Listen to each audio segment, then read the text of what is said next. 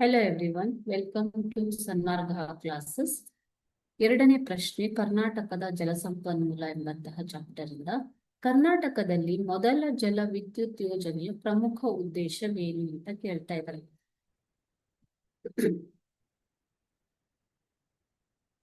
Option A ಕೈಗಾರಿಕೆ, option B ಕೋಲಾರದ ಚಿನ್ನದ ಹಟ್ಟಿ ಗಣಿಗೆ ಸರಬರಾಜು, ಆಪ್ಷನ್ ಸಿ ರಸ್ತೆಗಳ ಜಲ ವಿದ್ಯುದೀಕರಣ ಮತ್ತು ಡಿ ರೈಲು ಮಾರ್ಗಕ್ಕಾಗಿ. ಸರಿಯಾದ ಉತ್ತರ ಬಂದ್ಬಿಟ್ಟು ಕೋಲಾರದ ಚಿನ್ನದ ಗಣಿಗೆ ಸರಬರಾಜು ಮಾಡುವ ಸಲುವಾಗಿ ಮೊದಲ ಜಲ ವಿದ್ಯುತ್ ಯೋಜನೆಯನ್ನ ಕರ್ನಾಟಕದಲ್ಲಿ 1902ರಲ್ಲಿ ಶಿವನ ಸಮುದ್ರದಲ್ಲಿ ಪ್ರಾರಂಭ ಮಾಡಲಾಯಿತು. ಓಕೆನಾ, ಶಿವನ ಸಮುದ್ರ ಜಲ ವಿದ್ಯುತ್ ಯೋಜನೆ. ಶಿವನ ಸಮುದ್ರದ ಬಳಿ ಕೋಲಾರದ ಚಿನ್ನದ ಗಣಿಗೆ ವಿದ್ಯುತ್ ಶಕ್ತಿಯನ್ನ ಸರಬರಾಜು ಮಾಡುವ ಉದ್ದೇಶಕ್ಕಾಗಿ ವಿದ್ಯುದಾಗಾರವು ಪ್ರಾರಂಭವಾಯಿತು.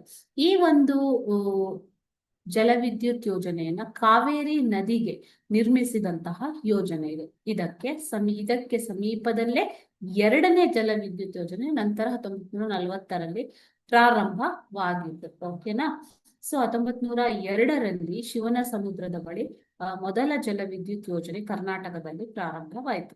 ಭಾರತದಲ್ಲಿ ಮೊಟ್ಟ ಮೊದಲ ಜಲವಿದ್ಯುತ್ ಶಕ್ತಿಗೆ ತಯಾರಿಕೆಯಲ್ಲಿ ಯಶಸ್ಸು ಪಡೆದ ಹಿರಿಮೆ ಕರ್ನಾಟಕಕ್ಕೆ ಸಲ್ಲುತ್ತದೆ.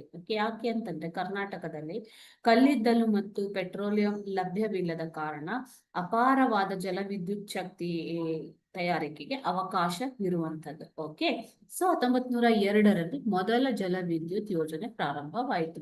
ಓಕೆನಾ, ಥ್ಯಾಂಕ್ ಯು.